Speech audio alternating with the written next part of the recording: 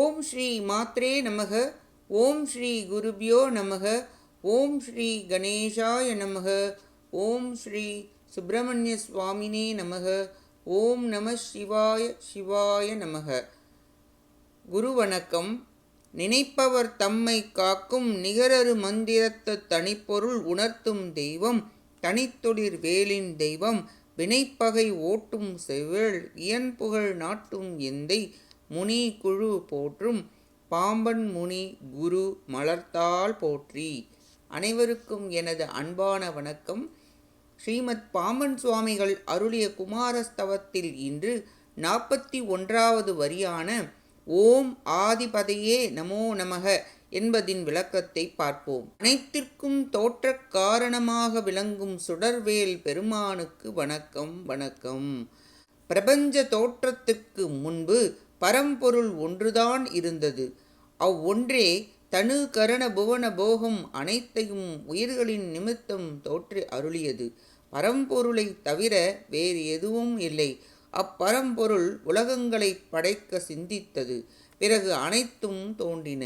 எல்லா பொருட்களின் தோற்றத்திற்கும் மூல காரணமாக திகழ்வதால் முருகநாயகன் ஆதிபதி என சிறப்பிக்கப் பெறுகிறார். சிவசிருஷ்டி பசு சிருஷ்டி என இருவகை படைப்புகளுக்கும் காரண தெய்வமாக இருப்பதால் முருகப்பெருமான் ஆதிபதி ஆவார். சொற்பிரபஞ்சம் பொருட்பிரபஞ்சம் என பிரபஞ்சங்களுக்கு காரணமாக இருப்பதால் ஆதிபதி என போற்றப்படுகிறார். சிவத்தின் 1000ல் ஒரு அம்சம் பராசக்தி. பராசக்தியின் 1000ல் ஒரு அம்சம் ஆதிசக்தி. ஆதிசக்தியின் 1000ல் ஒரு அம்சம் இச்சாசக்தி. இச்சாசக்தியின் 1000ல் ஒரு அம்சம் ஞானசக்தி. ஞானத்தின் 1000ல் ஒரு அம்சம் கிரியாசக்தி என நிஷ்கலமான பிரபஞ்ச சக்திகள் தோற்றம் சிவசிருஷ்டியின் பார்ப்பட்டது. பின்னர் சாதாக்கிய வடிவங்கள் வந்தன. அனைத்திற்கும் காரணம் எனவே ஆதிபதியாக விளங்கும் சண்முகப்பெருமான் ஆவார்.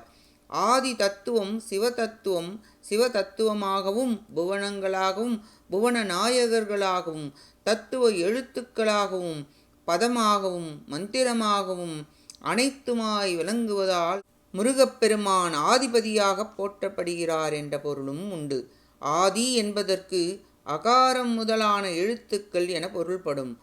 அகாரம் முதல் க்ஷகாரம் வரை உள்ள 50 எழுத்துக்களையும் இயக்குபவன் எனவே ஆதிபதி என்ற பொருளும் உண்டு. அக்ஷர வடிவமாகவும் நிறமாகவும் அதிதேவதையாகவும் பயனும் அனைத்தும் குகப்பெருமானே ஆவார். ஆதி என்பதற்கு தொடக்கம் என்ற பொருளும் உண்டு. தொடக்கம் நடு இறுதி என்னும் 3 இடங்களிலும் இம்மூன்றுக்கு அப்பாலும் விளங்கும் முழுமுதற் பரம்பொருள் ஆதிபதி ஆவார். எனவே முருகப்பெருமானை ஆதிபதையே நமோ நமக என்று போற்றி புகழ்கிறார் சுவாமிகள். அடுத்த வரியான ஓம் பூதிபதையே நமோ நமக என்பதின் விளக்கத்தை பார்ப்போம். மிகவும் மேன்மை பொருந்திய செல்வங்களை அடியார்க்கு அளித்தருளும் ஆறுமுகப் பரமனுக்கு வணக்கம் வணக்கம். பூதி என்பதற்கு அருட்செல்வம் என்ற பொருள் உண்டு. முருகப்பெருமானின் திரு அருளாகிய ஐஸ்வர்யம் கிடைக்குமாயின் ஏனைய எல்லா ஐஸ்வர்யங்களும் திரண்டு நிலை பெறும். எனவே திருவருளே பூதி எனப்படுகிறது. திருவருளை வழங்கும் பதி பூதிபதி என போற்றப்படுகிறார். அனைத்து தேவர்களுக்கும் பக்தர்களுக்கும் அடியவர்களுக்கும் காலந்தோறும் கணந்தோறும் இன்றைக்கும் அருள் திருமேனி தாங்கி அடியார்களை ஆட்கொண்டருளும் அவர் பூதிபதியாக போற்றப்படுகிறார்.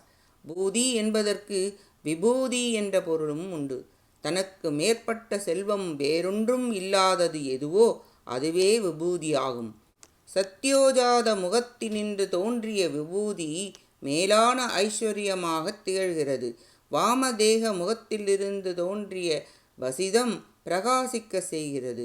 அகோர முகத்தினின்று தோன்றிய பஸ்மம் ஆபத்துகளை நீக்குகின்றது. தத்புருஷ முகத்திலிருந்து தோன்றிய க்ஷாரம் பூதம் பிரேதம் பிசாசு பிரம்ம ராட்சஸ் அபஸ்மாரம் முதலான அசத்தை போக்குகிறது. ஈசான முகத்திலிருந்து தோன்றிய ரக்ஷை பூதி என்னும் பொதுப்பெயரால் குறிக்கப்பெறும் அடியவர்களின் பிறவி பிணியிலிருந்து காக்கிறது. ஆலகால விஷத்தை ஜுவாலையால் கருகி கரிய நிறம் அடைந்த விண்டு விபூதியாகிய வசிதம் தரித்து கொண்டு தமது பழைய நிறமாகிய வெண்மை நிறத்தை அடைந்தது எனவும் விபூதி மகிமையால் பல உயிர் மீண்டு வந்துள்ளது எனவும் கூறப்பட்டுள்ளது. திருஞான சம்பந்தர் அருளிய திருநீற்றுப்பதிகம் விபூதியின் பெருமைகளையும் சிறப்பாக குறிப்பிடப்பட்டுள்ளது. போதம் தருவது புண்மை தவிர்ப்பது என பூதியின் வடிவமாகவும் குகப்பெருமான் விளங்குவதால் பூதிபதி என்று போற்றப்படுகிறார். விபூதியின் அதிதேவதை விபூதி தேவராவார். விபூதி தேவரின் வடிவத்தில் காட்சியளிக்கும் வெற்றிவேல் பெருமான் பூதிபதி ஆவார். சிவபெருமானின் சதாசிவ வடிவில் மகாபஸ்வம் என்றுதான் பெயர் உண்டு. சர்வ பாபங்களையும் அழிப்பதால் மகாபஸ்வம் என்று அழைக்கப்படுகிறார். சாட்சி ரூபமாகவும் ஆத்ம ரூபமாகவும் பிரத்யக் சைத்தன்ய ரூபமாகவும் விளங்குகிறது விபூதி. பூதி என்பது பிரம்மா விஷ்ணு ருத்ரர் பிரகஸ்பதி ஆகியோருக்கு பதி. அதனால் முருகப்பெருமான் பூதிபதி எனப் பொருளும் உண்டு. பூதி என்பதற்கு வெற்றி, செல்வம், ஐஸ்வர்யம், சௌபாகியம் என பல பொருள்கள் உண்டு. சகல செல்வ யோகமிக்க பெருவாழ்வை அடியார்க்கு அளிப்பதால் ஆறுமுகப் பரபிரம்மத்திற்கு பூதிபதி என்றழைக்கப்படுகிறார். பூதி என்பதற்கு பிரபுத்துவம் என்ற பொருளில் சகல உயிர்களையும் சகல உலகங்களையும் சகல தெய்வங்களையும் ஆளும் தனி முதன்மை தன்மை உடையோனே எனவும், சுவாமி என்ற சொல் முருகப்பெருமான் ஒருவனை மட்டுமே குறிக்கும் என்றும் சிறப்பிக்கப்படுகிறார். பூதி என்பதற்கு அனிமா முதலான சித்திகளையும் மங்களகரமான காலத்தையும் என்றும் அழியா சத்தன்மையையும் அனுபூதி ஞானத்தையும் குறிக்கும். இவற்றையெல்லாம் அடியாருக்கு வழங்குவதால் வடிவேற்பெருமான் பூதிபதி என போற்றப்படுகிறார். பூதி என்பதற்கு மேன்மை பொருந்திய வடிவங்கள் என்ற பொருளும் உண்டு. சிவபெருமான் நிக்கிரக அனுக்கிரகத்தின் பொருட்டு அருளிய 64 திருக்கோலங்களை குறிக்கிறது. இவ்வாறு எழுந்தருளும் பதி மேன்மை பொருந்திய வடிவங்களை உடைய பதி பூதிபதி எனப்படுகிறார். பூதி என்பதற்கு க்ஷேத்திரங்கள் என்ற பொருளும் உண்டு.